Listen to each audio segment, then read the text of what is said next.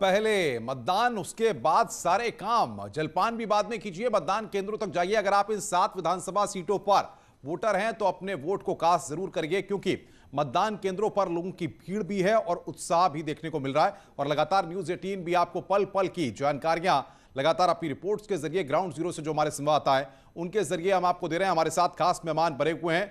अनामिका सिंह हमारी संवाददाता लगातार नजर बनाई हुई है। अनामिका, क्या तस्वीर इस वक्त की है? लगभग 1 घंटे का वक्त हो चुका है।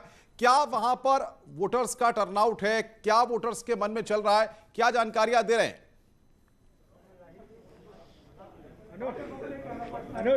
और देखिए अनुपम, फिलहाल 1 घंटे का समय हो चुका है और 1 घंटे के बाद लोगों में जबरदस्त रुझान देखने को मिल रहा है। मैं दिखाऊं कि आपको गंज मुरादाबाद पोलिंग बूथ का नजारा यहाँ पे देख सकते हैं। आपकी लंबी कतार दिखाई देगी आपको। जैसे कि मैं पहले आपसे जिक्र कर रही थी कि अभी थोड़ा सा लोगों में इंटरेस्ट कम दिखाई दे रहा है, थोड़ा जो स्पीड है वो थोड़ी स्लो है, लेकिन अब देखिए अब रफ्तार जो है वो बढ़ गई है आगे। कतार लंबी लगी हुई है यहाँ पे गंज मुरादाबाद की पोलिंग बूथ पे। इसके अलावा बीजेपी के जो प्रत्याशी हैं श्रीकांत कटियार, वो खुद भी यहाँ पर वोट डालते हैं और वोट डालने के लिए यहाँ पर पहुंचे भी हैं। वोट डालने से पहले वो बजरंग बली के दर्शन करने के लिए गए हुए थे। यानी कि प्रत्याशी आज भगवान की शरण में भी जा रहे हैं। 7 सीटों पर जो जंग है, यहाँ पे प्रत्याशी अपने अपने जो रोड शो कर रहे थे, प्रचार कर रहे थे। आज मौका ये भी है कि आज वो भगवान के पास भी जाएं और आशीर्वाद लें उनसे कि जो भी उनकी ओर से प्रयास किए गए इस दंगल में नतीजे उनके पक्ष में जाए। तो ये देखिए बीजेपी के प्रत्याशी यहाँ पर वोट डालने के लिए आए हुए हैं। अभी बातचीत कर रहे हैं किसी से वो। इसके अलावा जो गोल सर्कल देख रहे हैं आप यहाँ पे, देखिए पूरे कोविड के बीच ये पहला चुनाव है ऐसा यूपी का जो हो रहा है और इसी बीच रिस्पॉन्सिबिलिटी बढ़ भी गई है। श्रीकांत कटियार जो बीजेपी के प्रत्याशी हमारे साथ जुड़ गए हैं, वोट डालने के लिए आप आए थे यहाँ पर। अभी ये देखिए वोट डाल चुके हैं बीजेपी के प्रत्याशी। लोगों का रुझान, लंबी लंबी कतारें, कुछ तो संदेश दे रही हैं। क्या संदेश है ये? संदेश ये दे रहे हैं भारतीय जनता पार्टी के समर्थन में सब वोट करने जा रहे हैं, लोकतंत्र के लिए वोट करने जा रहे हैं, राष्ट्र के लिए वोट करने जा रहे हैं, समाज के लिए वोट करने जा रहे हैं और गरीब कल्याण के लिए वोट करने जा रहे हैं। सभी विकास के लिए बहुत लोगों की शिकायतें हैं कि विकास के लिए तो कोई वोट ही नहीं मांगता, सब मांग रहे हैं कि इन्होंने गलत किया, करप्शन किया। विकास के लिए कौन कौन से वादे आपकी ओर से? विकास के लिए नरेंद्र भाई मोदी जब 2014 में आए तो उन्होंने सबसे पहले कहा था सबका साथ सबका विकास।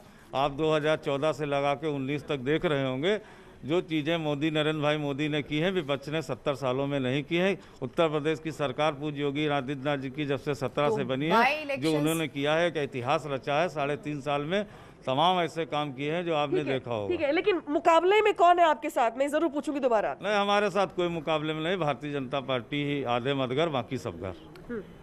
चलिए, ये बीजेपी के अनामिका आपके पास आते हैं। बाई इलेक्शंस में भी प्रधानमंत्री नरेंद्र मोदी का ही जिक्र, जब हम विधानसभा चुनाव देखते हैं तो स्थानीय मुद्दे और उपचुनाव देखते हैं तो और भी ज्यादा। उपेंद्र हमारे साथ है, मल्हनी सीट से वो जुड़े हुए हैं। मल्हनी सीट पर लोगों का कैसा उत्साह है? या सर्दियों की सुबह थोड़ा सा सुस्ताने वाली लोगों को अभी कम निकल रहे हैं जैसे हम बाकी सीटों पे देख रहे हैं? उपेंद्र,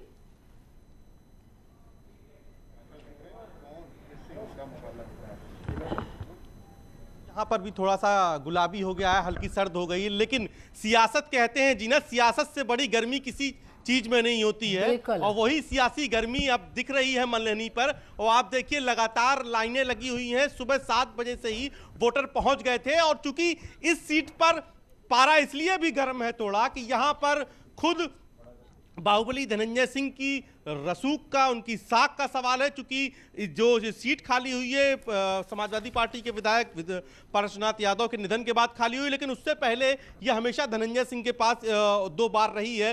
खुद धनंजय सिंह यहाँ से विधायक रहे, फिर बाद में जब सांसद बने तो उन्होंने सीट छोड़ी, अपने पिता को निर्दल लड़ाया, उनके पिता भी जीते। तो ऐसे में ये समझने की बात होगी कि आज नाम बड़ा है, पार्टी बड़े हैं, मुद्दे बड़े हैं, ये तमाम सारे जो फैक्टर्स हैं ये समझने वाली बात होगी। और एकलौते धनंजय सिंह हैं जो यहाँ से वोटर हैं, बाकी सारे प्रत्याशी यहाँ से बाहर हैं, उन्होंने अपना वोट कास्ट कर दिया है। हम कुछ लोगों से बात भी करते हैं जो यहाँ पे वोट। चाचा कैला का आज ए बार में मल्हनी में सही है के मुद्दा पे वोट कर ला, के मुद्दा पे वोट कर ला ए बार जा रहे हैं देने के लिए। तो का हुल दिमाग में का है, के दिल का है, ये नहीं बताएंगे। नहीं तो क्या मुद्दा है? कोई जाति का फैक्टर है? विकास का हुल ये बार मुद्दा है विकास का, विकास का मुद्दा है। हाँ। तो विकास चाहिए कि विकास हुई है, विकास से संतुष्ट हुआ? विकास चाहिएगा, विकास अभी और चाहिए, चाहिए। संतुष्ट है? संतुष्ट है विकास से। बिल्कुल बिल्कुल उपेंद्र, तमाम लोग अपनी बातों को रख रहे हैं और वोटर्स के मन में क्या चल रहा है आप जानने की कोशिश कर रहे हैं। मलहनी का मुकाबला काफी दिलचस्प है। धनंजय सिंह 2007 में निषाद पार्टी से खड़े होते हैं, सेकंड नंबर पे आते हैं। 2012 में अपनी पत्नी जागृति को चुनावी दंगल में उतारते हैं निर्दलीय, वो भी सेकंड नंबर पर आती हैं और अब खुद चुनावी दंगल में है। इस उपचुनाव में अब देखना यह होगा कि इस मुकाबले में जिसमें हर दल ने अपनी ताल